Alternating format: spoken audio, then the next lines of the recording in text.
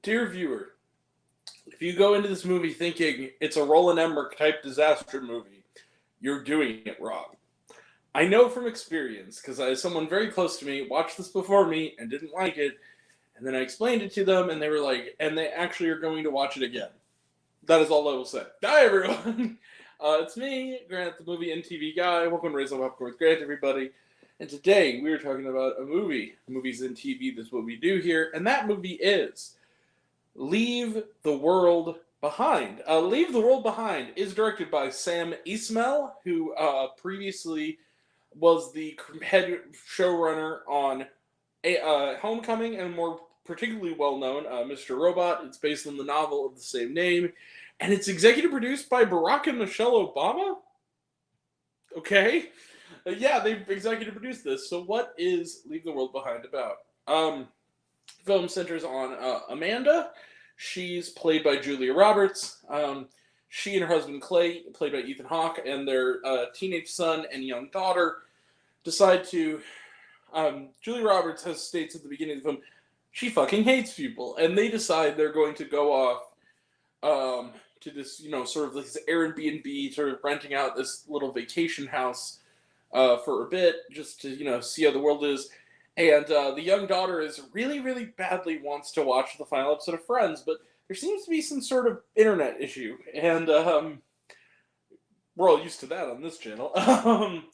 And soon, strange things happen. They go to a beach, and a boat seems to be coming into port really fast toward them, and there's all these deer around, and then these two characters, this father and daughter, played by Mahershala Ali and Mahala, show up and are like, "Oh, this is our house.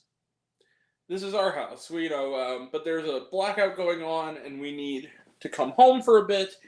We will reimburse you, and we will sleep downstairs." Clay seems to be cool with it. Amanda's not so sure, and but the two are forced to kind of deal with one another, coexist with one another, and eventually some of the walls start to break down. But wouldn't you know it, turns out the world is kind of going crazy outside, and not only are they going to have to leave the world behind, as the title says, by getting away from it all, there might not be a world left to leave behind by the end of their vacation. It's going to be a very, very long ride. Let the mayhem begin. So, Leave the World Behind is a movie that is going to really divide people. It's one of those movies that is a very much a cold shower kind of movie. It's not a disaster movie. Honestly, I look at it more as a satirical thriller. It's not so much a comedy. It's just kind of, there's a satirical angle aesthetically of dark humor to this. This is a psychological thriller. And in a lot of ways, a COVID movie. It's very much a locked room kind of thing. And I loved this movie. I thought this movie was really intriguing from beginning to end. The movie, I'll just point out, is all of 2.5 hours. It's 2 hours 22. It moves like a bullet. I checked the time at one point just to be like, oh, man, it must be 20 minutes have gone by. It was over half over. Like, that's how good the pacing in this movie is. It's a movie that really is smart. There's a lot to chew on.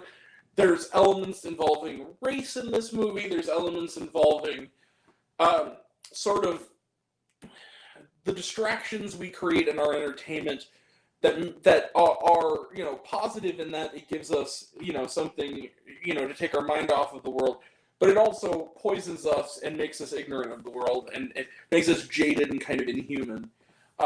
It's kind of ironic this is Netflix putting this out, because of that reason. And there's stuff about, wealth and about,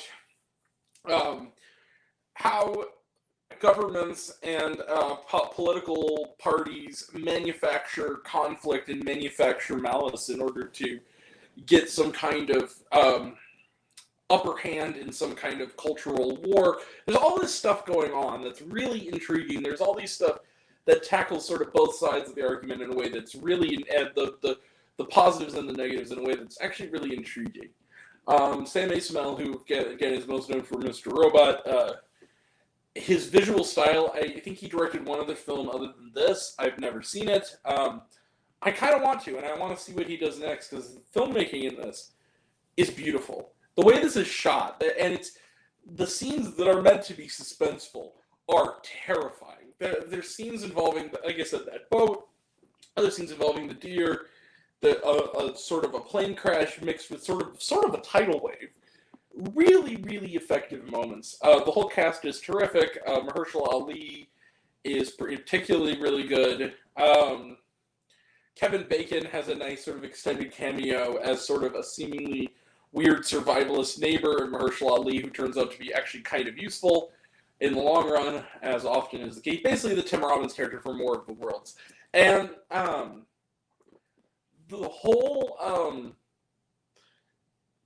thing builds to this really sort of ironic, smart, open ending that is so clever and genuinely so good, but also so easily could piss off a lot of the viewers watching it, that I don't want to get into it, but it's so perfect. And then the needle drop that starts the credits in conjunction with the ending is so perfect that it genuinely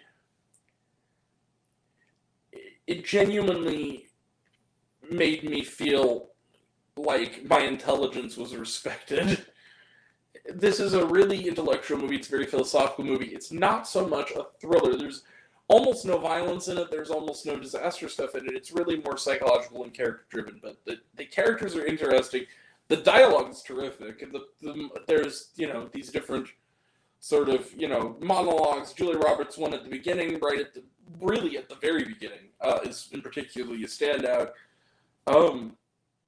I love this movie. I think this movie's great. If there's one flaw I think I can understand people having, is that there's too much on this movie's mind, just a little too much, but at the same time, I prefer too much to not enough. You know what I mean? Or to not at all even. I prefer too much more than I do, not enough. This is a fascinating film. It's not going to be for everybody, and the critical score kind of understands. It has a 75%. It's not going to be for everybody, but I think this movie is for those on its wavelength, and I certainly am one of those people. This was a fascinating film. I loved it, and I'm going to give Leave the World Behind. Yeah, you see it. Bang, 5 out of 5 stars plus. What a week, or what a year. I mean, just truly, what a year. This has just been a good fall, too. There are very few duds lately. I very rarely, in the last couple of months, of having to give, really, really low scores to much. This has been a pretty good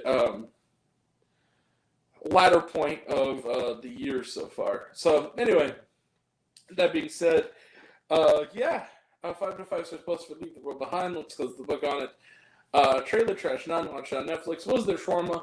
No, there was not. All right, that is it. We will be back tomorrow for a retro review of Die Hard, which is back in theaters for its 35th anniversary, as well as Merry Little Batman, and next week is Wonka. And we're going to try to catch an early screening next weekend of The Boys in the Boat, as well as we also will try to catch an early screening of we're going to, I already got my ticket, for Ferrari on December 20th. So that's coming up, and that'll all be next time. And until next time, I'm Grant, the movie and TV guy. I see it all, and I'm happy to share it with you. I love you all. I appreciate you all. Love you all, Class of Mist. I love you 3000. Be kind to one another. If you like this video, give it a like if you want to. Give it a subscribe if you want to. Give it the bell. I don't know what it does. That's what you're supposed to do, or so I've been told. Leave a comment, even if it's, "Hey, Grant, I like waffles." It really helps out. If you want to find me elsewhere, reviews, lists, and other fun stuff, you can check me out on letterboxd.com at Raisin Popcorn with Grant. Twitter, I'm at Raisin Grant. You can find me on Facebook, Raisin Popcorn with Grant. Instagram, Threads, and TikTok at Raisin Popcorn with Grant. Blue Sky, I'm at Raised on Popcorn. Serialize, I'm all one word, all lowercase, Raised on Popcorn. Check out my podcast, Raised on Popcorn with the podcast, on Spotify and Anchor. Some of you already have me. If you haven't, take care of yourself, take care of your mental health. It's incredibly important, and I want to know down below, what did you think of Leave the World Behind? Did you like the movie? Did you hate the movie? If you think my opinion's good, think I'm full of shit, comment below, let me know. And until we meet again, we're all raised on popcorn. Make mouth extra butter. Catch you guys next time. Take care, everyone. See you around.